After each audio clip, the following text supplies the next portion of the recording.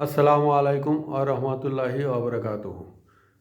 সুধী দর্শক, আমার নাজমুল ইসলাম চ্যানেলের পক্ষ থেকে আপনাদের সবাইকে শুভেচ্ছা রইল। সুধী দর্শক, আজকে আমরা যে বিষয়টা বলবো সেটা হচ্ছে নির্বাচন।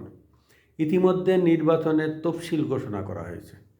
প্রধান নির্বাচন কমিশনার তফসিল ঘোষণা করেছেন এবং আগামী ফেব্রুয়ারি মাসের দ্বিতীয় সপ্তাহের প্রথম দিকে নির্বাচন ঘোষণা করেছেন। আর সম্ভবত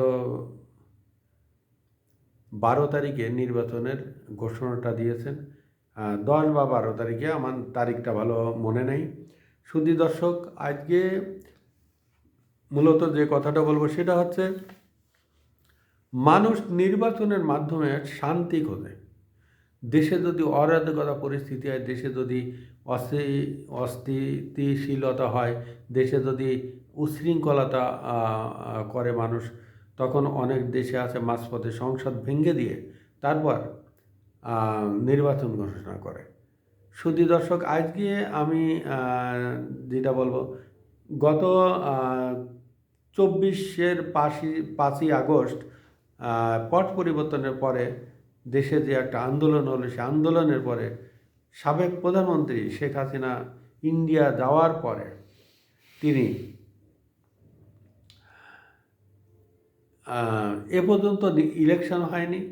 আমাদের পার্শ্ববর্তী দেশ নেপাল, সে দেশেও এইরকম একটা গোলযোগ হয়েছিল, সেখানেও তারা নির্বাচনের ডেট আগেই ঘোষণা দিচ্ছেন এবং তারা বলেছে 6 মাসের ভিতরে ইলেকশন, অথচ আমাদের 16 মাস হয়ে যাচ্ছে এখনও ইলেকশনের কোনো গন্ধ নেই। তবে তফসিল ঘোষণা করার মাধ্যমে আমরা অনেকটা আশ্বস্ত হয়েছি এই কারণে যে আগামী 2 মাস পরে ইলেকশন হবে। কিন্তু অনেকে এখনও মনে অবস্থা ভালো না, তারা মনে করে যে ইলেকশন হবে না। আসলে আমিও মনে করি ইলেকশন হবে না। অনেকগুলো কারণ আছে। ইতিমধ্যে একজন জুলাই যোদ্ধা মৃত্যুশয্যায়, যার নাম হাদি মৃত্যুশয্যায়। কে বা কারা তাকে গুলি করেছে জানা নেই। তবে এর মাধ্যমে দেশ কিছুটা অস্থিতিশীলতা অবলম্বন করেছে এবং সবার মনে একটা অজানা আশঙ্কা আছে যে ইলেকশন হবে না। সুধী দর্শক, যে ইলেকশনের কথা বলছি, এটা হচ্ছে তফসিল ঘোষণা করেছে প্রধান নির্বাচন কমিশনার। ইতিমধ্যে কয়েকটা দল তারা ডিক্লেয়ার করেছে যে আওয়ামী লীগ ইলেকশন না এলে তারা ইলেকশন করবে না। যেমন কাদের সিদ্দিকীর দল এবং ঈশা সাহেবের জাতীয় পার্টিও সম্ভবত ইলেকশন করবে না। আর না করলে সম্ভবত এই 14 দলের ভিতরে অনেকগুলো দল ইলেকশন করবে না।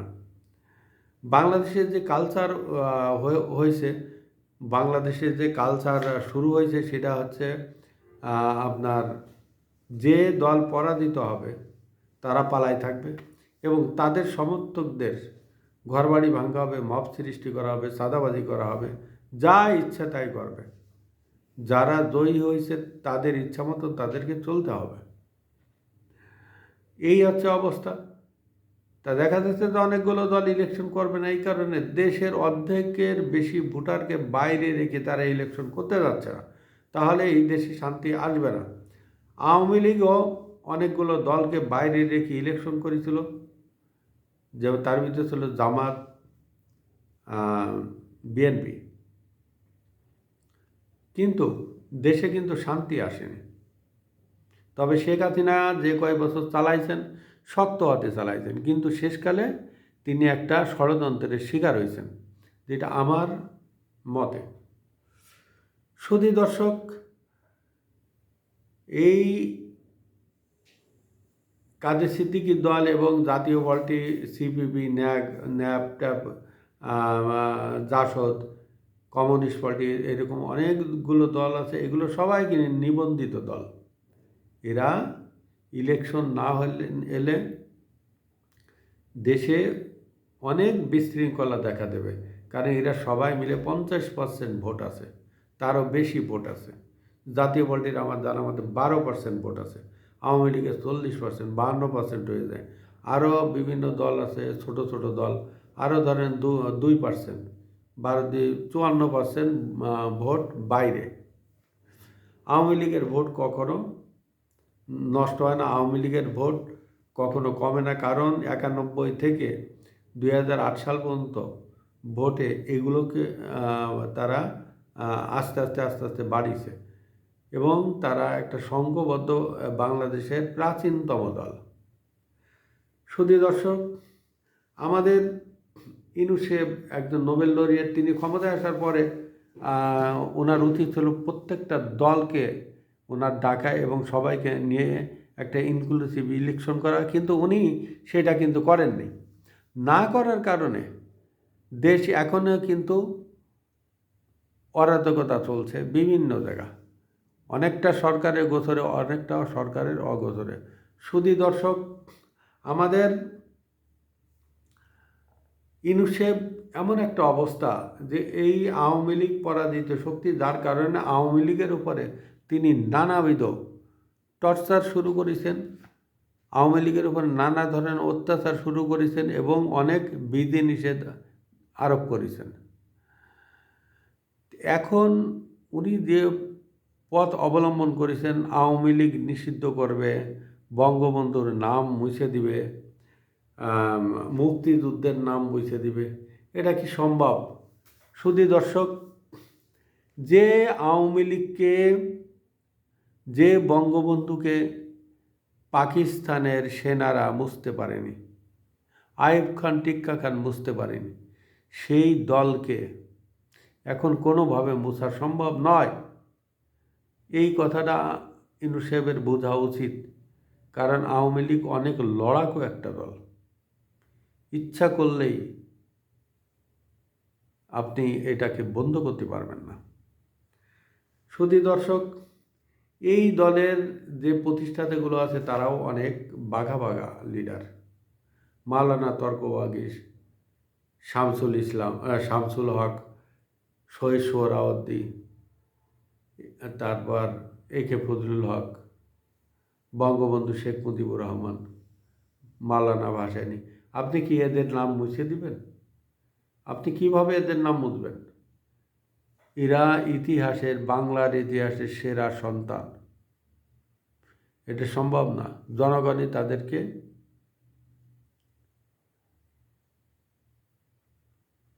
মানে উচ্চ মর্যাদা দিয়েছেন।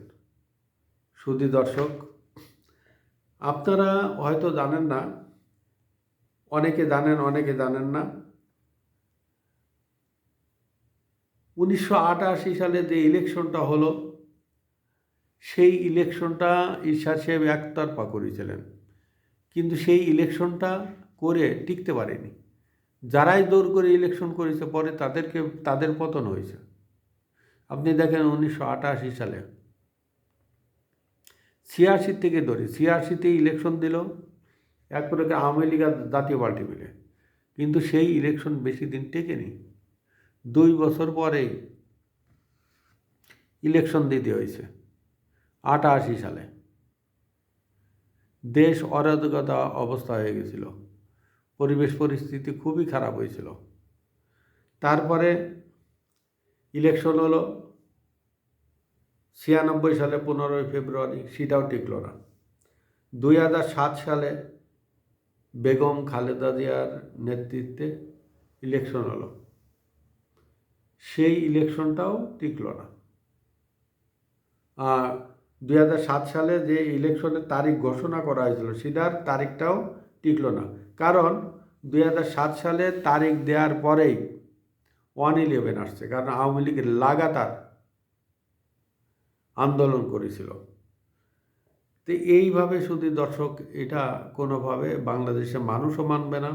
এদেশের একটা সুসংগঠিত সেনাবাহিনী আছে, সেনাবাহিনীর অবস্থা যাদের দিকে ওজনে পাল্লা ভারী থাকে সেদিকেই যায় সব সময়। সেনাবাহিনী পর্যবেক্ষণ করে যে সরকার কিভাবে দেশ পরিচালনা করছে, সরকার কত দূর আগাইতে পারবে। তারপরে তারা সিদ্ধান্ত নেয়, যখন যেদিকে জনগণের পাল্লা ভারী হয় ওই দিকেই তারা সব সময়, আমি দেখেছি সেই বাংলাদেশ সৃষ্টি হওয়ার পর থেকে। সুধী দর্শক, আমরা সচরাচর যখন রাস্তা দিয়ে হাঁটি তখন দেখি আলাপ আলোচনা বিভিন্ন জায়গায়, মানুষ অজানা একটা আতঙ্কে ভোগে যে আওয়ামী লীগ ছাড়া ইলেকশন হলে দেশের পরিস্থিতি কি হবে। আপনারা আপনার ওয়ালে কান পেতে দেখেন আওয়ামী লীগের পায়ের পদধ্বনি, কান পাতলেই তাদের পদধ্বনি শোনা যায়। এটা কি নিউজ শুনতে পান না? দেশে যদি শান্তি আনতে চান, দেশে যদি স্থিতিশীলতা আনতে চান, দেশ যদি আরও উন্নত করতে চান, তাহলে আওয়ামী লীগকে নিয়ে আসেন। কারণ আওয়ামী লীগ বাইরে থাকলে দেশ ধ্বংস হয়ে যাবে। কারণ এত আন্দোলন ধর্মঘট দেখে কেউ এই দেশে টাকা ইনভেস্ট করবে না। সুধী দর্শক, আমার চ্যানেলটি সাবস্ক্রাইব এবং ফলো দিয়ে সাথে থাকবেন। আসসালামু আলাইকুম ওয়া রাহমাতুল্লাহি ওয়া বারাকাতুহু।